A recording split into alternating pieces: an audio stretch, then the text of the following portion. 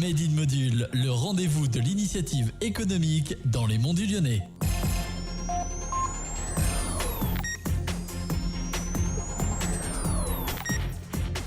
Bien plus que des centres de formation, les maisons familiales rurales sont devenues au fil des décennies des acteurs locaux engagés pour la vie des territoires sur lesquels elles sont implantées. Au-delà de la pédagogie, rejoindre une MFR, c'est surtout un état d'esprit. Et si aujourd'hui il nous fallait faire rimer familial et rural, ce serait avec le mot international.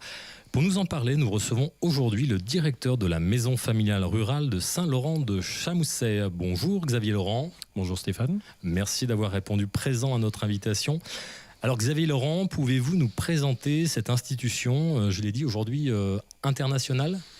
Oui, internationale parce qu'elle s'est exportée un peu partout dans le monde, parce qu'elle a répondu aux besoins des territoires ruraux dans d'autres pays que la France. Ça a démarré en France en 1937 par trois enfants d'agriculteurs qui ne voulaient plus aller à l'école. Des parents qui, à l'époque, vont voir le curé, parce que c'est à lui qu'on s'adressait quand on avait un souci. Et le curé, avec les parents, décide de mettre en place une formation qui, lui, il donnait la formation académique, français, calcul, etc. Et les jeunes, ensuite, allaient sur l'exploitation pour apprendre à être agriculteurs. Très vite, le curé a pris, c'était dans le sud-ouest, il a pris contact avec l'école de Purpan, qui est une école d'ingénieurs en agriculture. Et des enseignants de Purpan sont venus donner des cours d'agronomie, etc. aux jeunes. Et c'est comme ça que ça a démarré. Donc ça dans le sud-ouest. Ça a fait boule de neige. D'accord, d'autres maisons. Voilà, et chez nous, la maison familiale de Saint-Laurent de Chamousset, elle a été créée sur la commune des Halles en 1961. D'accord. Et aujourd'hui, vous êtes rassemblés sous une fédération, une association ? Donc, ce sont des associations loi de 1901, les 400 maisons familiales qu'il y a en France. Et elles sont fédérées au niveau départemental quand il y a beaucoup de maisons familiales, comme dans le Rhône où il y en a 11. Au niveau régional ensuite. Donc, on vient de rassembler l'Auvergne et Rhône-Alpes, nous aussi au niveau maison familiale, ce qui fait 74 maisons sur le territoire de la région. Et après, au niveau national, on a une union nationale. Et chacune de ces fédérations négocie à son échelon avec nos partenaires, notamment politiques. Ok. L'objectif de fond, c'est la formation des jeunes, c'est ça, en alternance ? Alors, l'objectif, effectivement, c'est la formation des jeunes.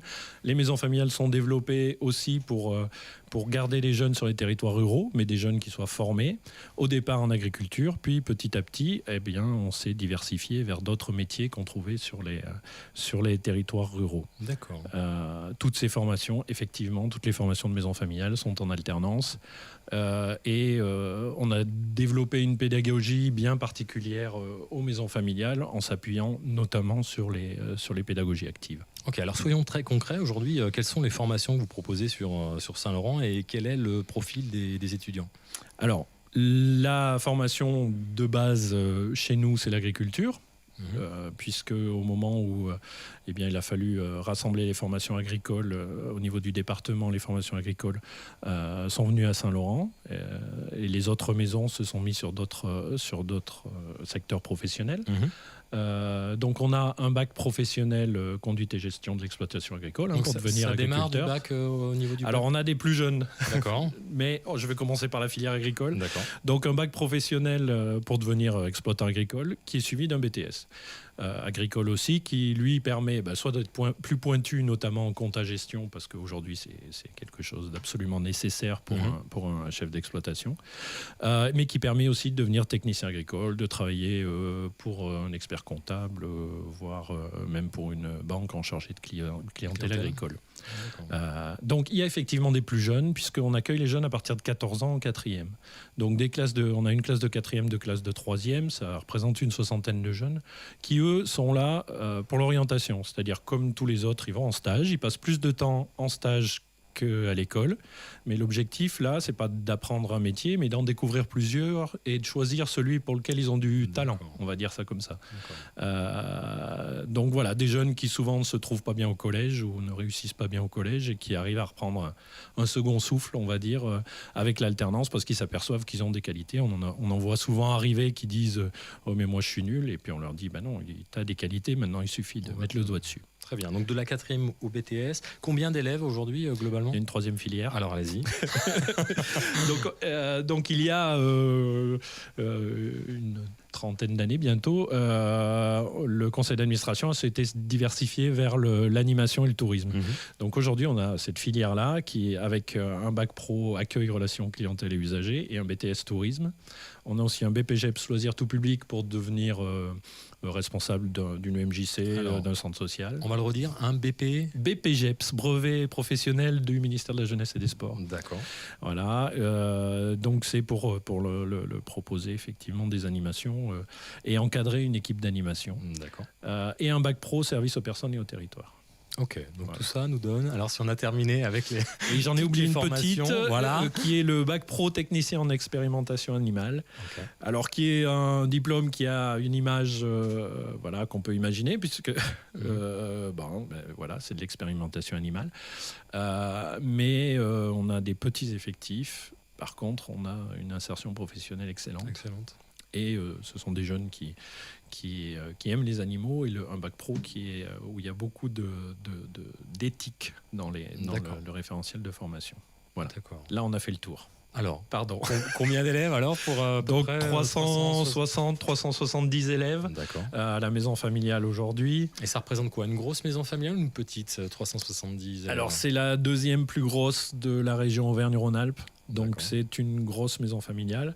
Par contre, comme elle est sur 2 sites, on reste sur de petits effectifs entre 60 et 100 jeunes par site et par semaine, ce qui n'a rien à voir avec... Les 2 sites, on va les rappeler. Les 2 sites sont sur le village de Saint-Laurent-de-Chamousset. Un à côté du stade et l'autre dans les locaux de l'ancienne gendarmerie sur la route qui part sur Montretier-Saint-Clément-les-Places. Alors on va revenir sur l'ouverture internationale, on en a parlé en introduction. Comment est-ce qu'elle se traduit concrètement au quotidien pour vos étudiants ? Alors c'est un axe fort du projet d'association de la maison familiale, c'est-à-dire qu'il est porté aussi bien par l'équipe que par le conseil d'administration et par son directeur aussi d'ailleurs. Qui en profite. Donc chaque classe qui est en formation professionnelle, donc bac BTS, part en stage à l'étranger pendant un minimum de 3 semaines, puisque ça permet de prétendre aux bourses Explora de la région Rhône-Alpes. Ça, c'est systématique. Ça, c'est systématique pour nos jeunes et c'est obligatoire. C'est-à-dire quand on recrute le jeune, on lui dit l'année prochaine, tu vas partir en stage au Pays de Galles, au Canada, ailleurs, en Espagne. Donc il faut bien t'y préparer. Ça fait partie de la formation. Si tu rentres à Saint-Laurent, tu vas partir. D'accord.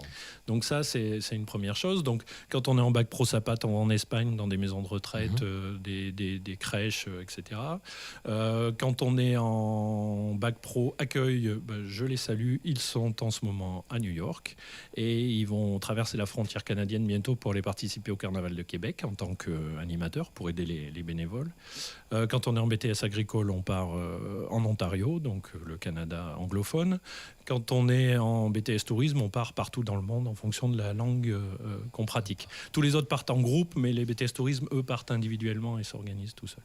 D'accord. Et au-delà de ça, on essaye d'ouvrir les jeunes au monde et aux autres. Et donc, on a une coopération avec le Sud-Brésil, donc les États qui sont tout au sud du Brésil. Donc, pas le Brésil je dirais des cartes postales, c'est pas Rio et les plumes. Alors eux vous diront que c'est le Brésil qui travaille, mais ceux du Nord travaillent aussi. Et donc il y a des petites exploitations agricoles familiales, toutes petites, et des maisons familiales qui se sont beaucoup développées au Brésil parce qu'elles elles rendent le service que nous rendions, nous, il y a 50 ans en France. Et aujourd'hui, on est en train de les accompagner à la diversification, notamment. Pour qu'ils proposent d'autres formations que juste l'agriculture, puisqu'ils font que l'agriculture. Et puis, on les aide aussi à se fédérer, à s'organiser entre eux. Ça veut dire qu'il y a des échanges aussi d'étudiants, donc vous accueillez Alors, chaque année, on accueille, depuis 3 ans, on accueille des jeunes brésiliens avec des administrateurs et des salariés des CFR, puisque c'est Casa Familiar Rural. Donc, ils étaient là au mois de novembre. Donc on leur fait visiter les maisons familiales qui préparent à d'autres métiers. Donc j'en profite pour saluer mes collègues de Saint-Martin pour la mécanique et de Val-de-Coise, de Saint-Symphorien-sur-Coise pour le bâtiment. Et puis des exploitations agricoles, le marché au veau de Saint-Laurent. les grands classiques, puisque ce sont des jeunes qui viennent une fois et on les emmène aussi à Paris une journée. D'accord. Et c'est d'une grande richesse pour nos élèves qui sont ici, parce que nos 4e, 3e, ils voyagent, eux partent rarement à l'étranger. Là, ils sont en voyage d'études, mais ils sont en Auvergne. Ils sont partis un peu moins loin.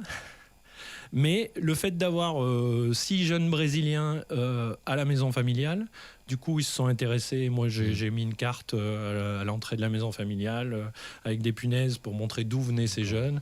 Et ils se sont tout de suite... Du coup, c'est plus efficace qu'un cours de géographie, j'ai envie de dire. Parce que là, du coup, vu qu'ils étaient là, ils se sont vraiment posé la question. Et donc, c'est très riche pour nos jeunes, sans parler de nos élèves de BTS Tourisme qui veulent partir là-bas pour aller enseigner en maison familiale.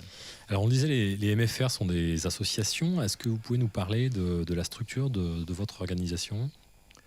Donc effectivement, une maison familiale, c'est une association loi de 1901. Donc il y a un conseil d'administration. Ce conseil d'administration est composé aujourd'hui d'une 20aine de membres à Saint-Laurent-de-Chamousset. Dans les statuts, il est précisé qu'au moins la moitié des membres doivent être des parents d'élèves actuels ou des 3 dernières années. Donc il est constitué principalement de parents d'élèves ou d'anciens élèves. Et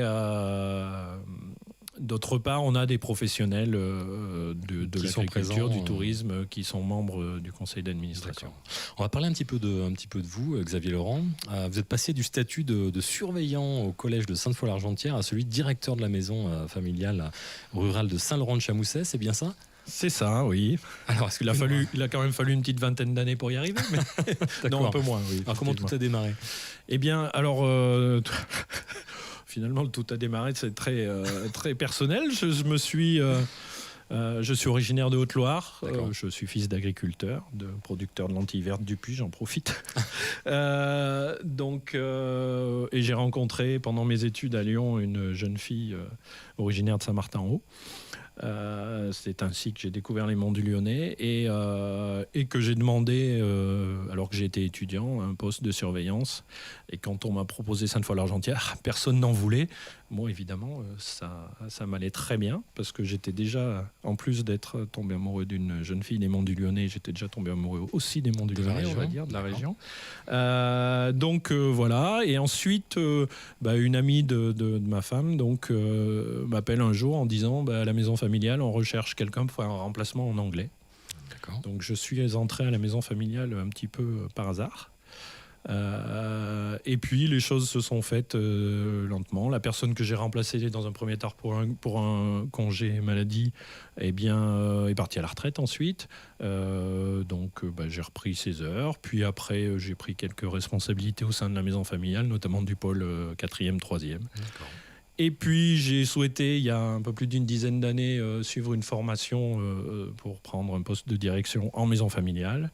Et à peu près au même moment, mon prédécesseur a fait valoir ses droits à la retraite un petit peu plus tôt que ce que je pensais moi. Et donc j'ai candidaté auprès du conseil d'administration qui a bien voulu me donner ma chance.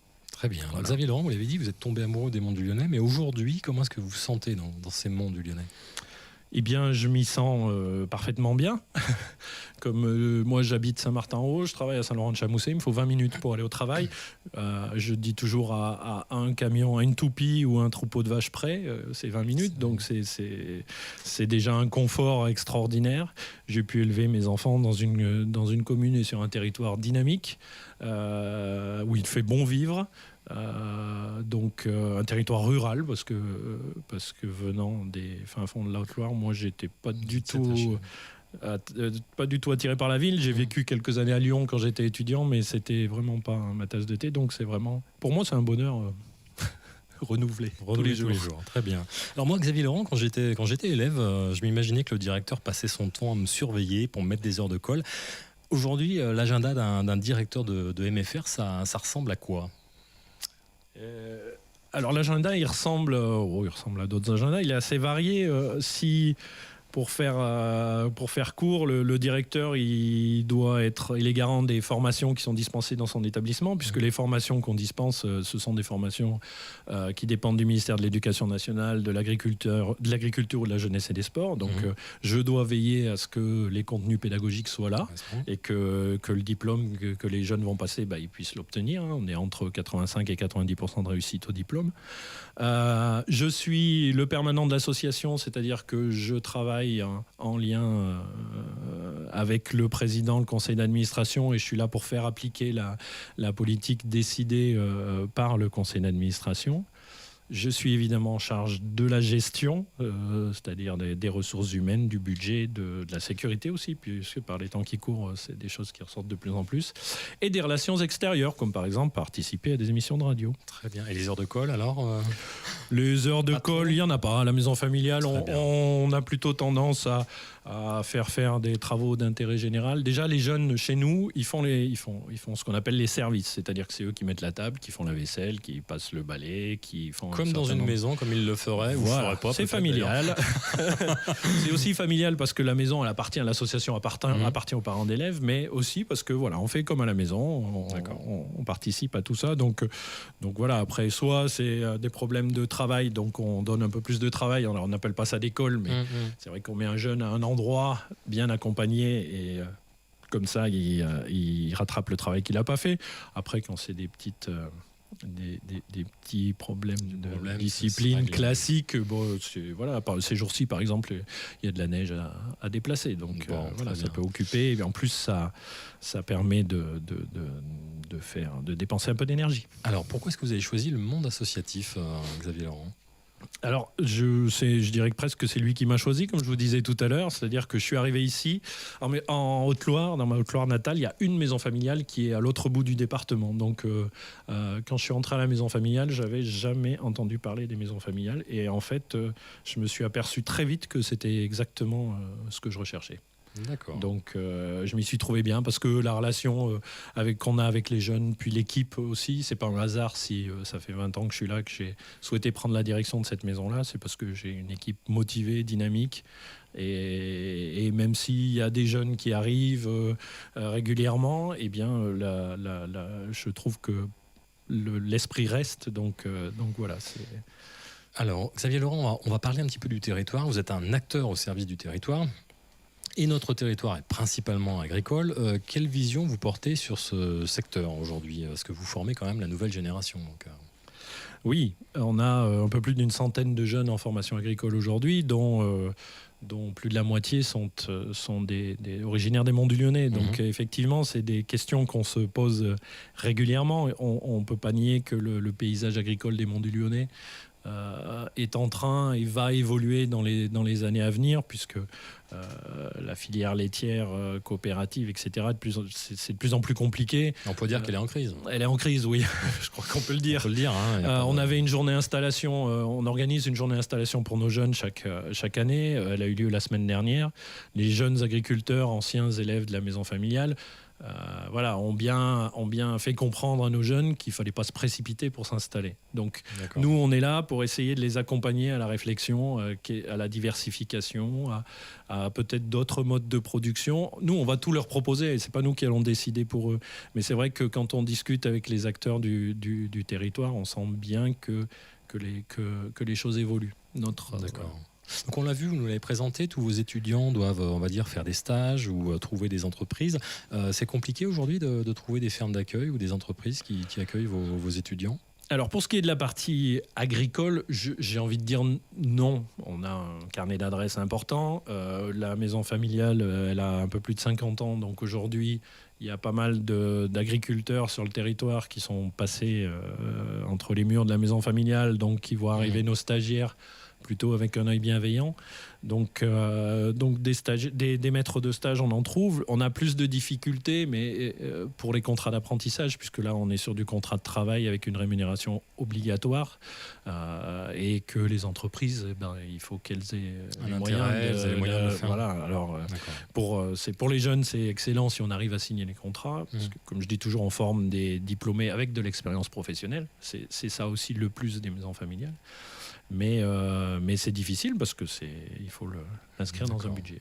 Alors, en préparant cette émission, vous m'avez dit qu'une des forces de votre MFR, c'était justement sa capacité à répondre aux besoins du territoire et à la demande d'entreprises.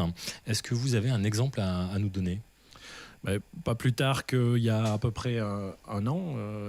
On a une entreprise du territoire qui est venue nous voir, donc une entreprise de Saint-Symphorien-sur-Coise, avec qui on a des relations depuis longtemps, Keepcall, qui nous a dit nous, des élèves en BTS tourisme en apprentissage, ça nous intéresse. Par contre, votre alternance 4 semaines, pour nous, elle n'est pas adaptée.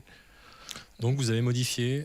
Donc on a ouvert une seconde classe. On a fait une demande auprès du conseil régional pour ouvrir une seconde classe avec une alternance différente. Une alternance une semaine. Alors avant de faire ça, on l'a pas fait pour les 4 jeunes que voulait prendre l'entreprise de Saint-Symphorien-sur-Coise.